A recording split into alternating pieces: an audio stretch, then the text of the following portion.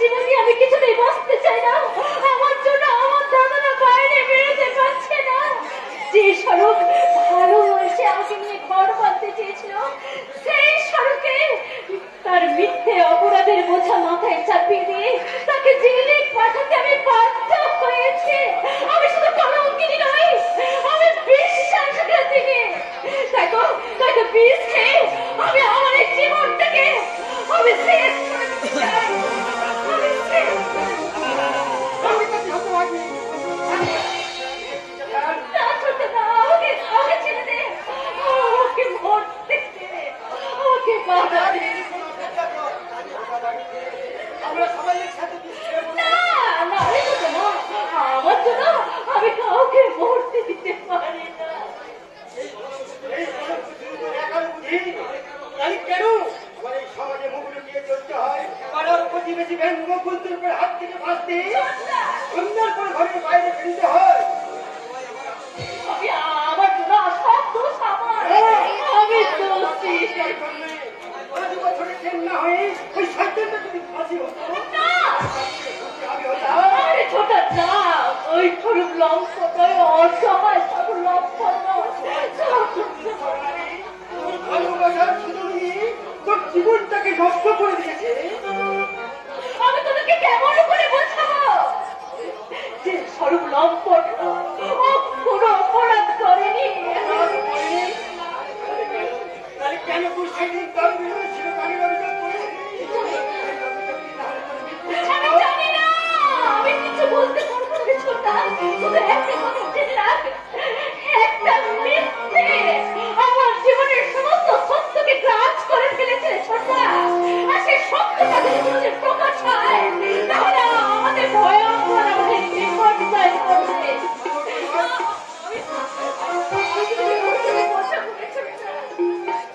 আমি কিছু বলতে পারবো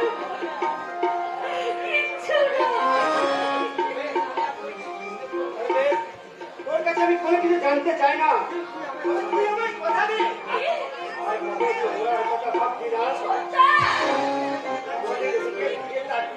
যে দাদা বৌদির সন্তান না হয়, এই আমরাই যদি ওকে না দেখি মানুষ দুটো বাঁচবে কেমন করে? আর কোনো কথা নয়, আর কোনো কথা নয়। একটু বিশ্রাম কর। বলছিল শরীর চালটাই বাড়ুন তো সন্ধ্যা নেমে এসেছি। আমি এখান থেকে কথাটা বলে আনি।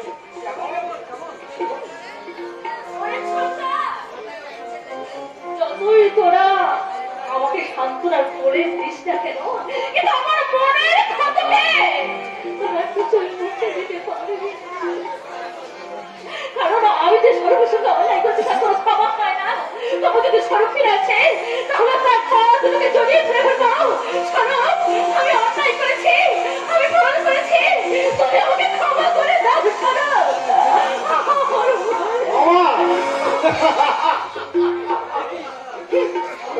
তুমি? হ্যাঁ আমি, যাকে তোর বলাৎকারের অভিযোগে জেলে পাঠিয়েছিলি তাকে হঠাৎ আমার চোখের সামনে থেকে ভূত দেখার মতো চমকে উঠল। আরে ছেড়ে দেবে কনসা, আমি তো পালিয়ে এসেছি। তোমাকে আবার তোর কি তুই আমার উপর বলাৎকারের পরোনা চাপিয়ে কেন আমার জীবনটাকে বরবাদ করে দিলিস? অথচ তুইও জানিস আর আমিও জানি আমি নির্দোষ। তবুও সারা মিথ্যা পরোনা মাথায় নিয়ে আমাকে ওই জেলেই যেতে হলো। কিন্তু না, অপরাধ না করে আমি জেল খাটতে বাধ্য নই।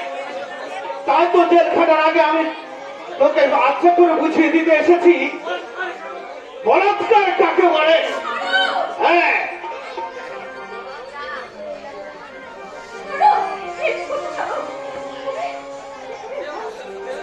আহ আহ আহ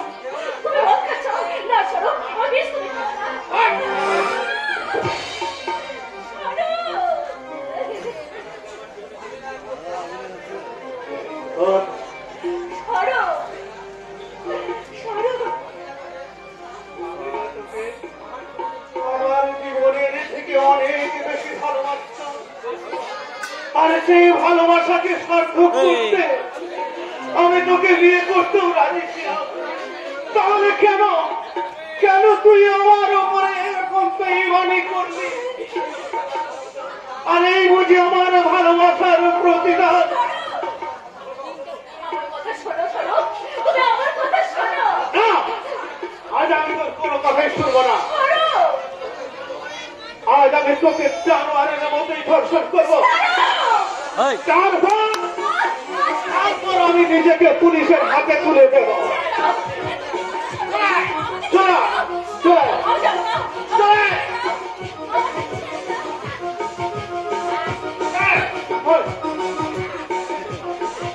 দেখি এই শয়তানি, আমি ওই পাশের বাথরুমে চললাম। পুলিশকে যদি তুই আমার কথা বলেছিস তাহলে তোকে আমি কেটে কুচি কুচি করে দেব।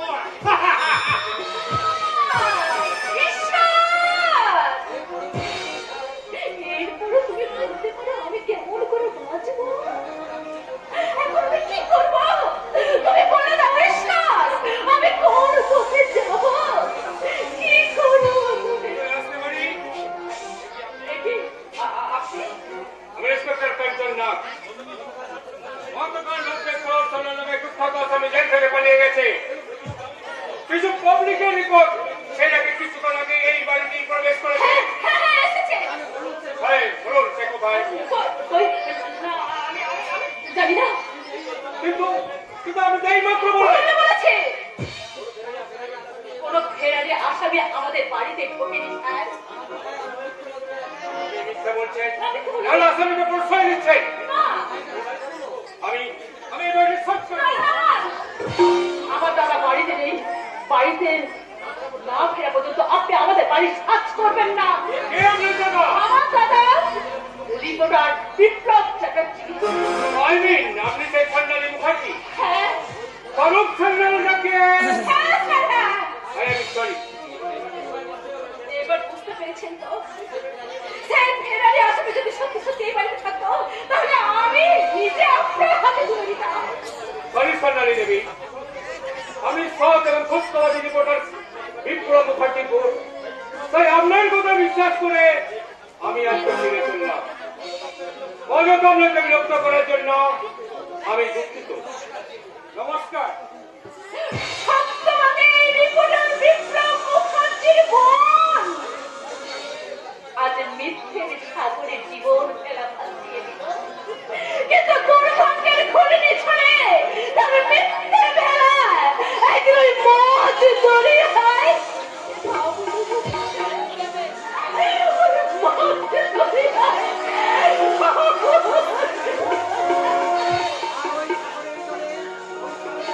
আর ওই সাগরের থেকে তুমি মুঠো মুঠো মুক্ত তুলে নিয়ে আসবে, কেমন? স্বরূপ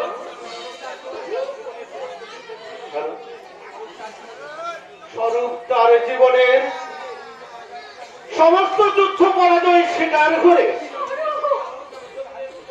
চিরদিনের মতো আলোর জগৎ থেকে হারিয়ে যেতে চলেছে। আর এই অভাগা স্বরূপকে তুমি ক্ষমা করো সন্ন্যালী। তুমি প্রতিশোধ নেবে না স্বরূপ। প্রতিশোধ প্রতিশোধ নিতে আমি আসিনি স্বর্ণালী, আমি এসেছিলাম তোমার সঙ্গে একটু অভিনয় করতে। অভিনয় করতে? হ্যাঁ, অভিনয়। যে অন্ধকারে তুই আমাকে ঠেলে দিলে, সেখানে বাঁচতে গেলে যে আমাকে পাপ অভিশাপ সমস্ত কিছু সহ্য করে থাকতে হবে। কিন্তু কিন্তু আমার আহত বিবেকটা আজও যে ন্যায়ের স্বপ্ন দেখে সরকারি, তাই আমার অসহায় অতীত এখনো ওই মনের হাত ছাড়িয়ে দিয়ে তোমায় ডাকে। তাই তো আমি এই নরকের দুনিয়ায় নরকের কৃমিকীট সাজতে না পারলেও তবু অভিনয় করে যদি বেঁচে থাকতে পারি, তাই তো আমি তোমার কাছে এসেছি। তোমার সাথে অভিনয় করে নিজেকে একটু পরখ করে নিই। স্বরূপ, তুমি আমি পারবো স্বর্ণালী। জোর করে তোমার মতো নারীদের সম্ভ্রম কেড়ে না নিতে পারলেও আমি আমার সব কিছু হারাতে পারবো। আমার সব কিছু হারাতে পারবো। যেও না স্বরূপ, যেও না। তুমি একটা কথা শুনে যাও স্বরূপ। স্বরূপ, তুমি চলে যেও না।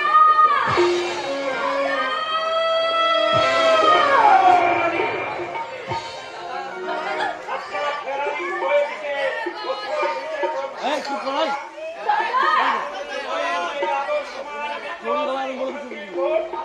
আমার শিক্ষাকে, আমার আদর্শকে অপমান করতে তোর একটু বিবেক লাগলো না? দাদা, চুপ! ওই বাপ কোনটে তুই আমাকে দাদা বলে ডাকবি না। বল, বল, কেন?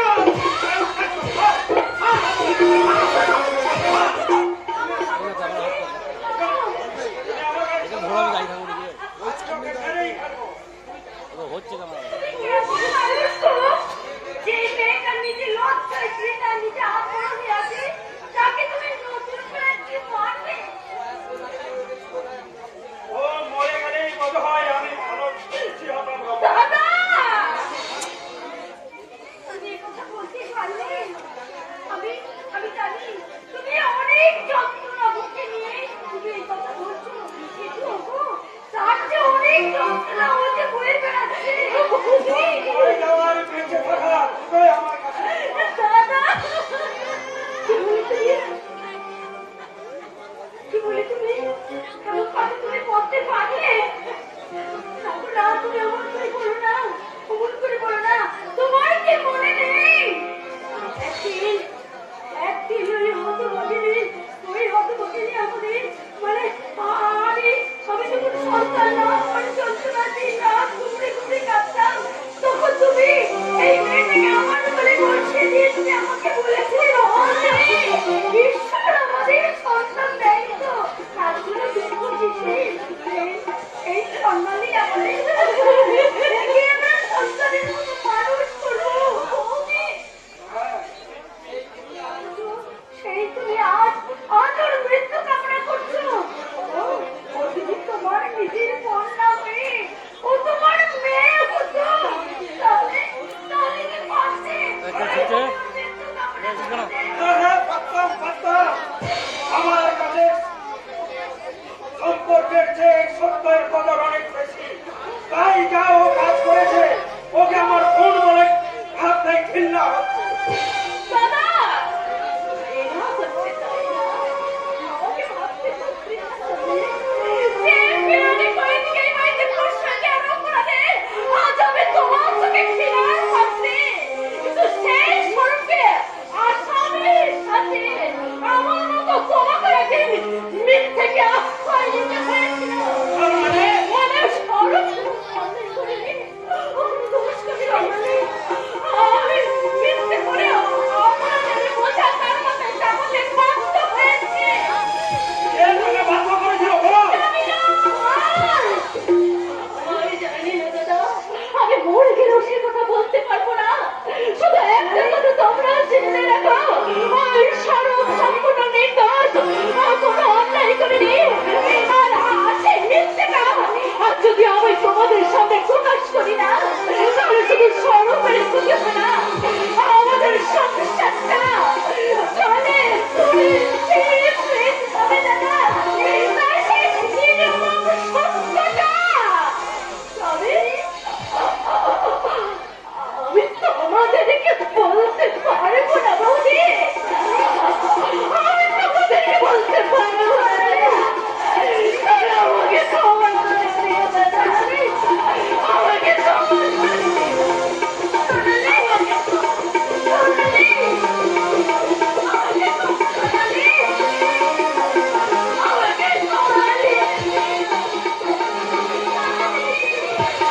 সোনালি, তুই যাস রে বোন, তুই যাস রে। তুই বলে যা আসল অপরাধীকে।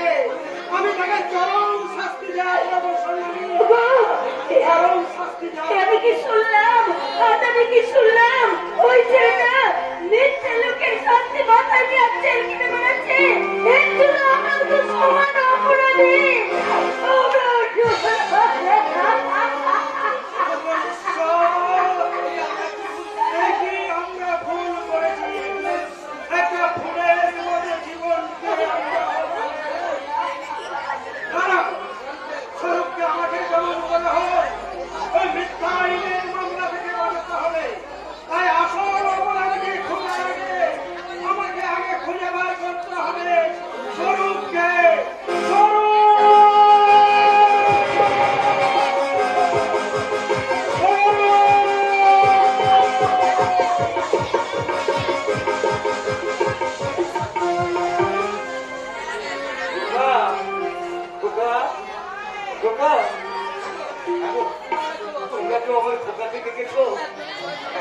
বয়স 60 বছর আর একজন একজন ছোট্ট সমাজে দুটোই ভীষণ একদম ঘুমোতে চাইতো না।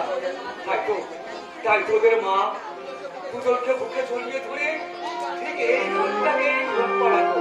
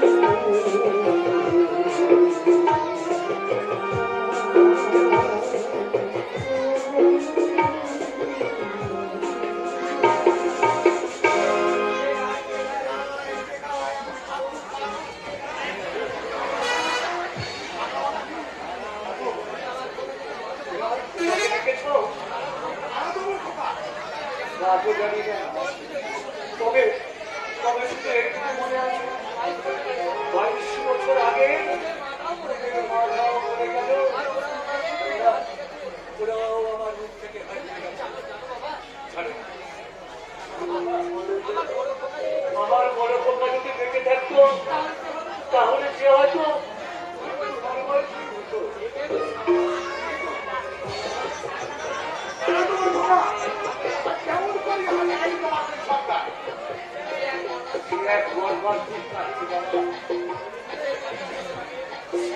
ছিল 22 বছর আগে 27 ফাল্গুন আমাদের বিবাহ বার্ষিকীর দিন। বিবাহ বার্ষিকী আমরা স্বামী স্ত্রী যখন সেই মধুময় অতীতের স্মরণ সভায় তখন হঠাৎ জন্তুদের মতো ছুটে এলো ওই শয়তান ভূচক্ররা আর তার পোষা বোনটারা। শয়তানটা আমাকে প্রচন্ড ভাবে মারধর করতে লাগলো আর আমার স্ত্রী বাধা দিলে জানোয়ারটা তাকে ধর্ষণ করে বাবা। আর সেই দুর্ঘটনার প্রতিমাকে কোথায় হারিয়ে গেল আমার দুই সন্তান তা আমি জানি না বাবা। তুমি সেই আদর্শ মানব পুলিশ অফিসার সত্য ভাষায় মরে গেছে। সত্য ভারে সত্য আজ মাটিতে পড়ে ডুবতে ডুবতে খাচ্ছে আর আদর্শ টুকরে টুকরে খাচ্ছে। আজকের সমাজে যারা আদর্শ নিয়ে মারতে চায় তাদের তো এইরকম পরিণতি হয় তো। কিন্তু তুমি সত্য ভাষায় নামে জানতে কেমন করে বাবা? কে তুমি? মনে করো না আমি তোমার হৃদয়ের সর্বনে একটা সত্য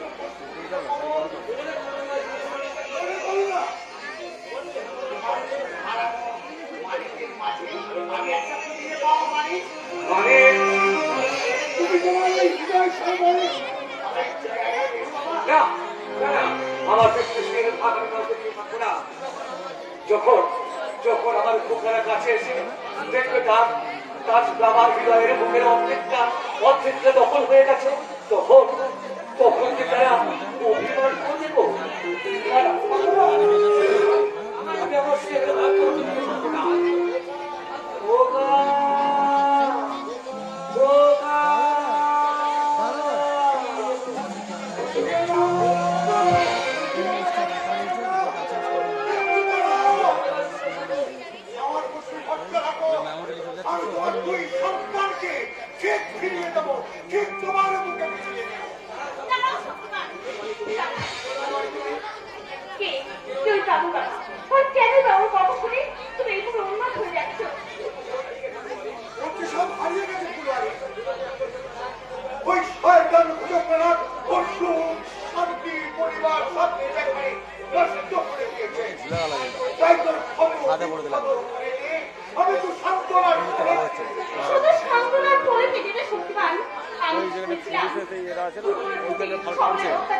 শাস্তি এই শক্তিমানের আত্মসাৎ তবে কি শক্তিমানের নেই বিচার শাস্তি কই ভুজো কোরআনের সাজা নেই আছে কোথায় আছে শুধুমাত্র নির্যাতিত মানুষের জীবনের প্রতিশোধ নয় এই শক্তিমানটার ব্যর্থ জীবনের প্রতিশোধ দিতে উল্টার অংশীদারে কুটুম্বরাদের তাহলে তাহলে সেই মোকাবিলায় আমাকে তোমার জয়যাত্রার সঙ্গে হিসেবে আমাকে কাছে নাও এই শক্তিমানের অভিশপ্ত জীবন এতদিন সাহসের কারো অন্ধকারে আকাশের উপরে সে একদিন আমাদের সুখী চলেছিল তার জীবনের প্রধান শত্রুদের বিরুদ্ধে আজ তার জীবন খাতার প্রত্যেকটা কাহিনী লাল থেকে পরিষ্কার হয়ে গেছে দুয়ারে তাই শক্তিমান তার অভিশপ্ত জীবনে মোকাবিলার জন্য ছুটে যাবে মোকাবিলায়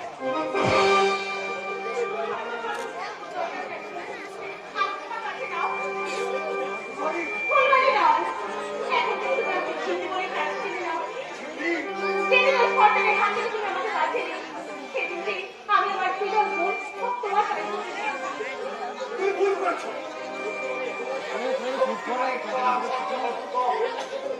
এক নম্বর হচ্ছে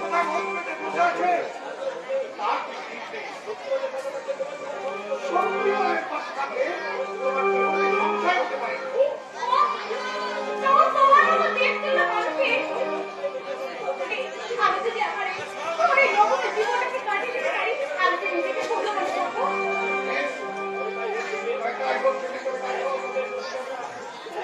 একই পথের গভীর আমরা একই রক্ত সামনে রেখে আমরা উল্টার চলে যাব শয়তান কুটুম্বরাকে কালো টাকার পাহাড়ে আগুন ধরিয়ে দেবো দিনামাই উচ্চার করে উঠিয়ে দেবো ওই শয়তান কুটুম্বরাকের পাপের প্রাসাদ ওই পূর্ণমানের বুকে রক্ত দিয়ে আমরা তৈরি করবো এক পাপের ইতিহাস যে ইতিহাসের লেখায় থাকবে পাতায় পাতায় লেখা থাকবে সত্যদের খবরে এই জন্মতে সংসারে কি করো তুমি সংহার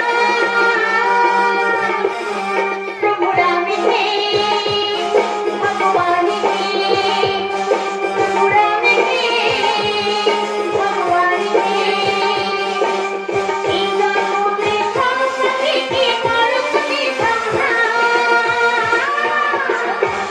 প্রভু রামে হে ভগবানে হে প্রভু রামে হে ভগবানে হে প্রভু রামে হে ভগবানে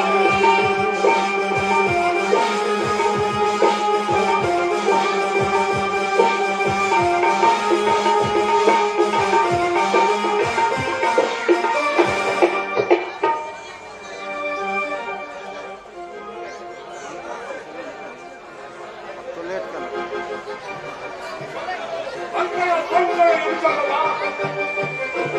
কেন बिल्कुल শুনতে পাচ্ছি না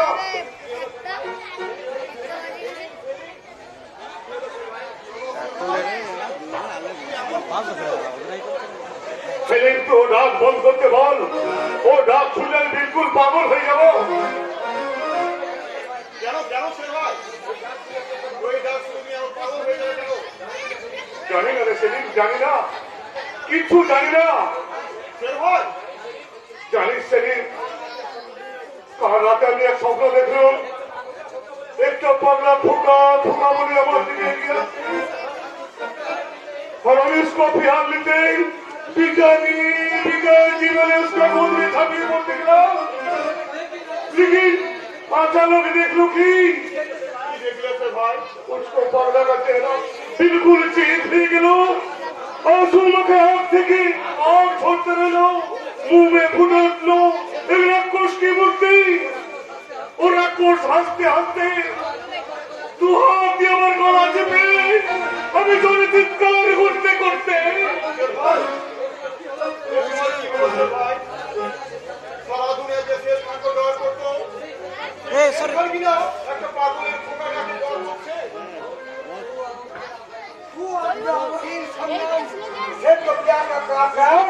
कायर नहीं उस्ताद कायर नहीं শেরকো নয়া জিন্দগির রাস্তা দেখিয়েছে, আর শবনম আমাকে নতুন করে বাঁচার স্বপ্ন দেখিয়েছে। ये जीतेंगी तुझे रुकी और कमाई के पार में ना रे बेटा ये जो अभी मिला है तो मेरे पास आ जा नहीं उस्ताद, আমি শবনমকে प्यार की कसम ली थी और कभी चाकू भी तो धरবে না।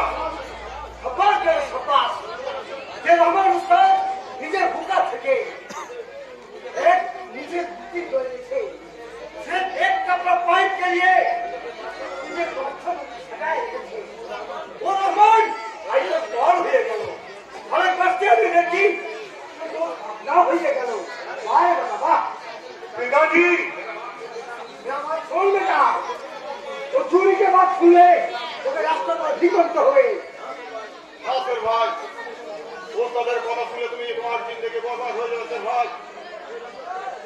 আমি নফরত চাই না সেলিম, আমি প্যার চাই।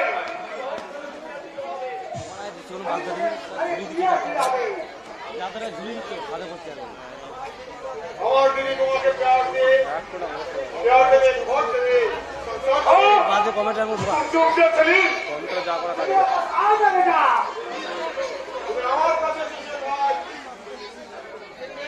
ও নেই, যাত্রা ভালো মতো অসুখ থাকবে না তাহলে এই নফরত কি দুনিয়ায় আমি সে হয়ে বাঁচতে চাই না পিতাজি। আমি একটি বেগুনা জিন্দগি চাই, मुझे जिए दो पिताजी।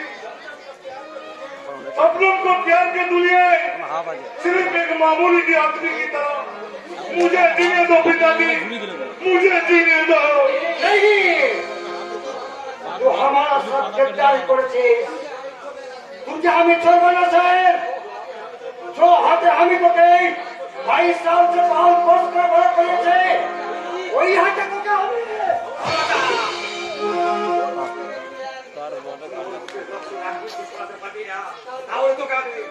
कौन तू कौन আছে আমি মহাকাল আমি তোর মৃত্যু দো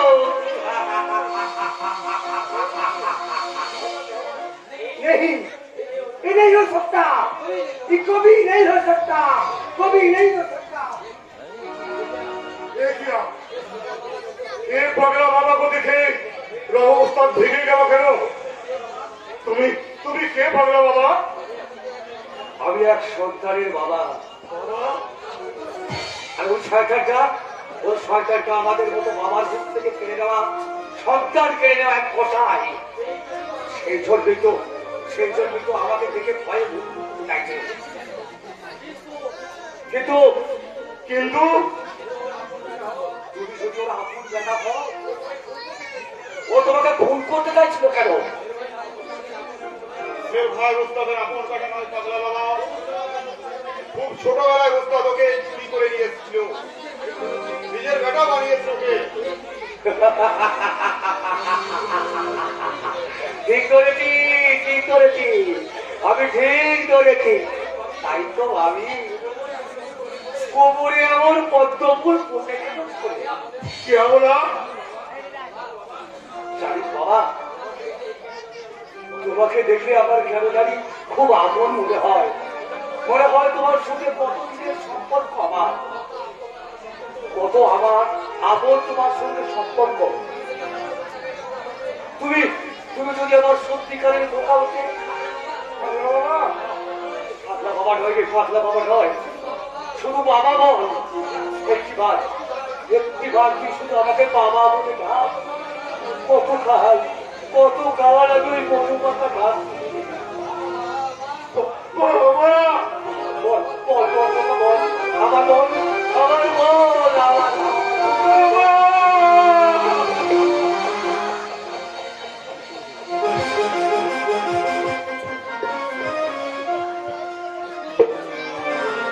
মেয়ের তোর মারা একটা গান করে হিট করুক ঝুড়ি দিলে মারা যাত্রা সহায় আমার, আমাকে ছেড়ে দিন, আমাকে যেতে দিন। ওই লাস্টে ঝুড়ি দিলে যাত্রা আমার আশ্রয়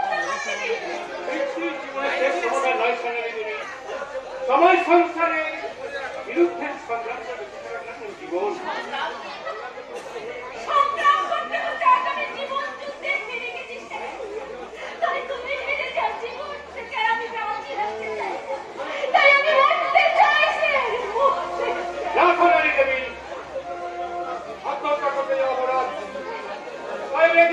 অফিসার হয়ে আপনাকে আত্মহত্যা করতে দিতে পারি না।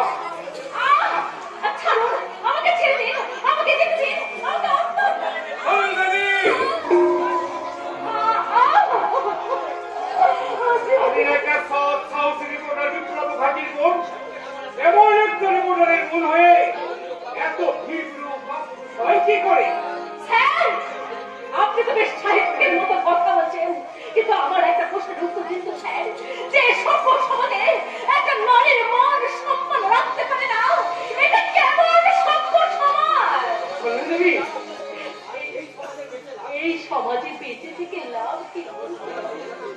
তখন সমাজ সংসার বিদ্রুপের আন্দোলন তুলে আমার দিকে তাকিয়ে বলবে, ওই যে ওই মেয়েটা ধর্ষিতা, কলঙ্কিনী, বলুন না স্যার, বলুন না, এই কথা শোনাচ্ছি কি পড়ে দেওয়া ভালো না? সোনালী দেবী, এই কলঙ্কিনী মেয়েটা দুটো হাত ধরে কেউ তো তাকে স্বপ্নের পাথর সাজাবে না, কেউ তো তাকে স্থান দেবে না তার ভালোবাসায়, তার ভালোবাসার মনের মনে কোথায় কেউ আশ্রয় দেবে না। যদি আমি আশ্রয় দিই, আশ্রয় দেবেন? হ্যাঁ আমি তোমার হেরে যাওয়া জীবনটাকে আমি আমার নতুন করে দিতে সোনালী। তাই তো আমাকে তোমাকে আমার স্ত্রীর মর্যাদা দিতে আমি তোমার দুটো হাত ধরলাম।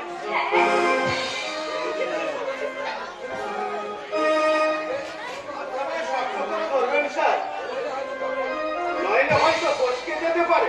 দেখি চলুন না, তোমাকে আমি আর চলতে দেবো না। দোহাই আপনার, ওকে ছেড়ে দিন। আমি বলছি ও কোনো অন্যায় করেনি, ও সম্পূর্ণ নিরীহ। ও কোনো অন্যায় করেনি, আজ আমার পরিস্থিতির শিকার। পরিস্থিতির শিকার? হ্যাঁ স্যার,